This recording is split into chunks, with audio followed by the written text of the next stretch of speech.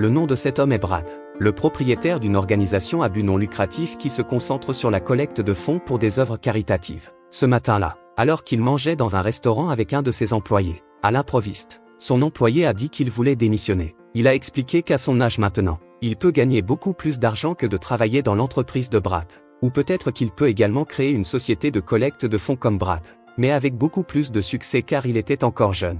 Brad avait l'impression d'avoir été giflé avec ces mots. Cette nuit-là, il ne pouvait pas dormir du tout, pensant à la conversation de cet après-midi. Brad s'est souvenu de l'époque où il venait de démarrer son entreprise. Il pensait que comment se faisait-il qu'il ne pouvait pas obtenir tout le succès qu'il voulait en dépit d'être dans l'entreprise depuis des décennies, bien différente de ses meilleurs amis bien plus accomplis. À ce moment-là, il se sentait comme un raté. Il n'arrêtait pas de tout repenser. Il se souvenait des retrouvailles qu'il avait eues avec ses amis. L'un d'eux était devenu un réalisateur célèbre à Hollywood. L'un avait une grande entreprise. L'un travaillait au gouvernement et apparaissait souvent à la télévision. Et l'autre avait même pris sa retraite, profitant de son argent d'investissement. Comparé à sa vie, il se sentait comme un perdant. Il était très jaloux alors qu'en fait, sa famille ne manquait de rien, même si son entreprise était petite. L'économie était stable. Le travail de sa femme était également bon. Il avait une voiture et une belle maison. Et son fils unique se comportait bien et réussissait bien à l'école. Il était juste jaloux quand il a comparé sa vie avec ses amis. Le lendemain, il a accompagné son fils à visiter Boston pour postuler à l'université, à l'aéroport, en attendant l'horaire de l'avion, comme les pères et les fils en général. Ils ne semblaient pas assez proches tous les deux. Alors en attendant, il restait silencieux. Brad a essayé de démarrer une conversation, mais cela n'a pas très bien fonctionné. Il a alors dit à son fils d'essayer de changer leurs billets en classe économique pour des billets VIP. 3 a souri joyeusement après avoir entendu cela parce qu'il n'avait jamais été sur un vol de classe VIP auparavant. Mais lors de la vérification, le service client a déclaré que les billets de Brad ne pouvaient pas être échangés car il les avait achetés avec un coupon de réduction. Il était déçu et embarrassé. Quand il est monté dans l'avion, Brad réfléchissait à quelque chose. Il s'est demandé si ses amis à succès avaient déjà pris le vol en classe économique. Brad s'est également souvenu qu'à la réunion, ses amis lui avaient dit qu'ils avaient un jet privé ou du moins qu'ils prenaient un avion de classe VIP s'ils en avaient besoin. Une fois de plus, Brad était envieux. Il s'est ensuite rappelé que lorsqu'il était à l'université, il était l'un des étudiants intelligents qui avait l'ambition de réussir, tandis que sa femme n'était qu'une femme humble qui était reconnaissante pour tout ce qu'elle avait. Elle n'a jamais demandé plus que ce qu'il avait. Mais à cause de cela, depuis qu'il l'avait épousée, il sentait que son ambition avait disparu. Contrairement aux épouses de ses amis qui avaient de grandes ambitions car elles étaient aussi des femmes qui réussissaient. Brad était persuadé que l'un des facteurs du succès de son ami devait être l'influence de leurs épouses. Dès leur arrivée à Boston, Brad a immédiatement réservé une chambre à l'hôtel et s'est reposé après le long voyage. Ce soir-là au restaurant, Brad a demandé à quel campus 3 voulait s'inscrire. 3 a répondu qu'il voulait vraiment s'inscrire à l'université de Harvard en tant que major en art parce que son professeur de lycée a dit un jour qu'avec son habileté à jouer du piano, 3 méritait d'entrer dans une université aussi prestigieuse que Harvard.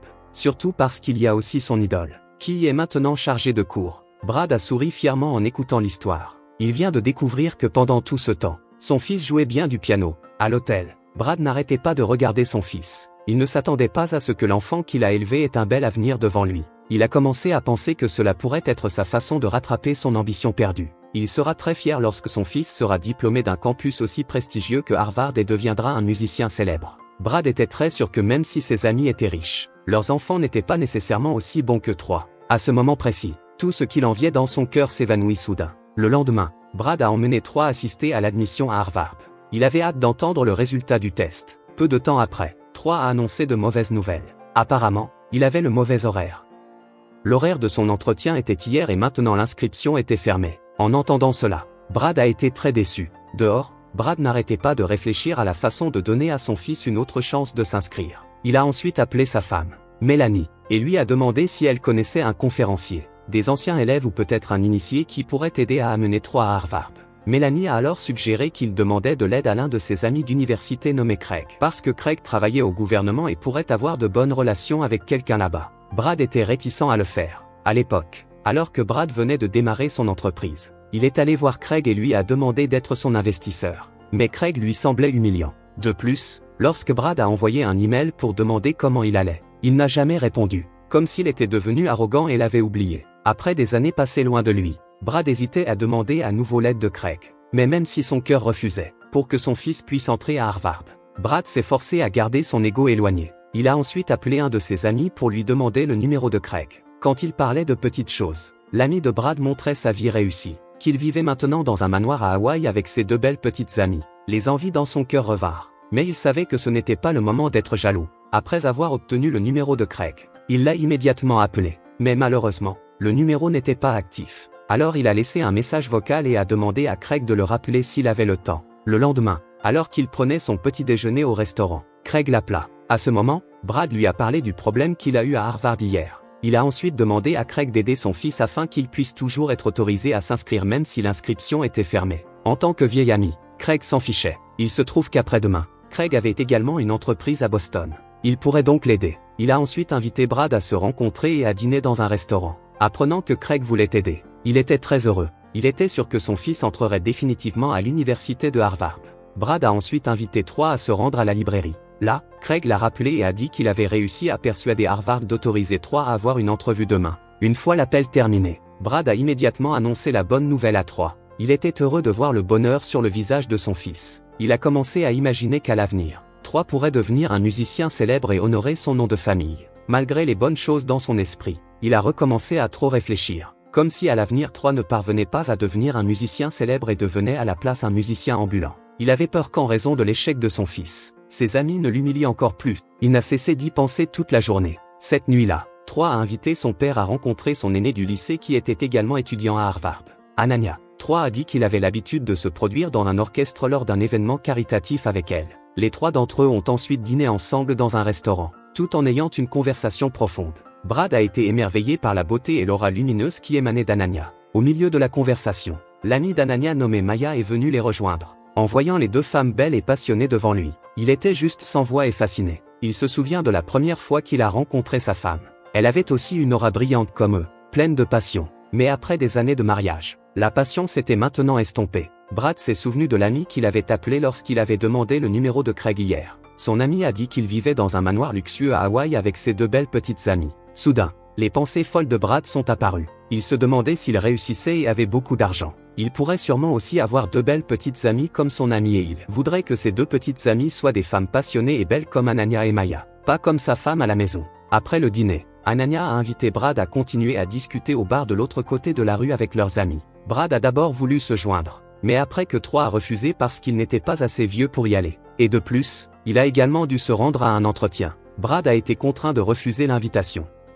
À l'hôtel, après que Troy ait dormi, Brad s'est secrètement rendu au bar pour rencontrer Ananya. Les 2 d'entre eux ont longuement parlé pendant des heures, parce qu'ils étaient tellement ivres. Brad a commencé à parler de sa vie qui était très triste par rapport à la vie de ses amis à succès. Brad espérait qu'en évacuant son anxiété, Ananya pourrait lui remonter le moral comme les femmes de ses amis, pas comme sa femme à la maison, mais au-delà de ses attentes. Ananya n'a en fait montré aucune sympathie. Elle a plutôt dit que la vie était dure là-bas. Il y a beaucoup de gens dont la vie est bien plus pauvre. Ils n'ont même pas les moyens de manger. Les gens dont Brad pensait qu'ils avaient une vie parfaite pouvaient en fait avoir beaucoup de gros problèmes.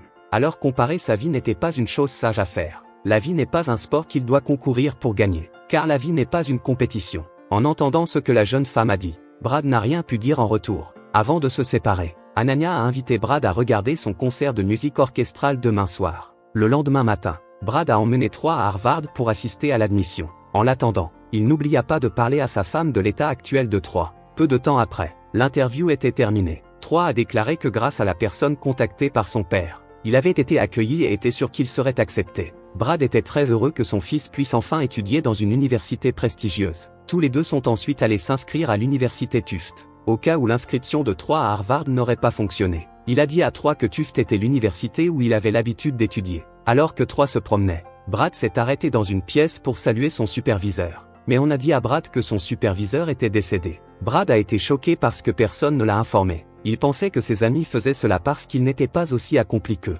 Le soir à l'hôtel, Brad se préparait à rencontrer Craig. Au restaurant, la serveuse a donné à Brad une table près de la porte de la cuisine, qui était bruyante avec le bruit des passants. Peu de temps après, Craig est arrivé. Voyant une personne importante comme Craig, la serveuse l'accueillit gentiment et lui donna une table spéciale au milieu, offrant même à Craig une boisson spéciale. Après le départ de la serveuse, les 2 vieux amis ont commencé à discuter et à se remémorer le passé. Brad a également remercié Craig d'avoir aidé Troy à entrer dans l'une des universités les plus célèbres au monde. Les minutes passèrent et ils continuèrent à partager leurs histoires jusqu'à ce que soudain, l'atmosphère change. Ils ont commencé à parler des nouvelles de leurs amis, tout en riant avec arrogance. Craig a commencé à découvrir la disgrâce secrète de ses amis un par un. Il a dit qu'il était le seul à avoir réussi, alors que la vie des autres n'était pas aussi incroyable que Brad l'imaginait. Ils avaient leurs propres gros problèmes. L'un d'eux a failli être emprisonné pour évasion fiscale. L'enfant de l'autre était gravement malade et avait besoin d'une intervention chirurgicale immédiate pour la maintenir en vie. Et l'autre avait échoué à un investissement et s'était ensuite enfui à Hawaï. De plus, les avions privés qu'ils affichent souvent n'étaient en fait pas leur propre avion, mais un avion de l'argent de la compagnie qu'ils ont détourné. Toutes les histoires de Craig ont laissé Brad choqué par l'incrédulité. À ce moment-là, il a continué à répondre à l'histoire. Mais son esprit était ailleurs. Il a réfléchi à toutes les réalisations de ses amis et a pensé qu'avoir un tel prestige ne signifiait pas du tout le bonheur. Il a commencé à se demander si Craig avait aussi une disgrâce secrète qu'il essayait de cacher. Brad avait l'impression d'avoir été giflé par la réalité. Il s'est avéré que pendant tout ce temps, sa vie allait bien. Il n'a peut-être pas autant d'argent qu'eux, mais sa famille est heureuse. Il n'avait pas un sou de dette. Son fils est en bonne santé et bien élevé. Et son entreprise, même si ce n'était qu'une petite entreprise, fonctionnait bien depuis des décennies et entretenait de nombreuses bonnes relations. À ce moment, Brad se sentit comme un idiot, juste parce qu'il voulait avoir l'air de réussir. Il a tout forcé pour que son fils puisse entrer à Harvard, demandant même l'aide d'un ami arrogant qui le rabaissait. Jusqu'à cette seconde, Craig ne s'était jamais excusé. Au milieu de la conversation, Brad a explosé.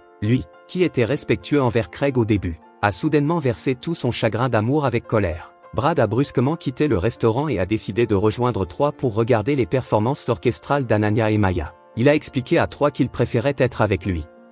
La belle musique d'Anania et Maya a transporté Brad dans un sentiment d'émotion et de réflexion, réalisant qu'il aurait dû être reconnaissant pour ce qu'il avait. Après son retour à l'hôtel, Troy a soudainement dit qu'il n'irait pas à Harvard.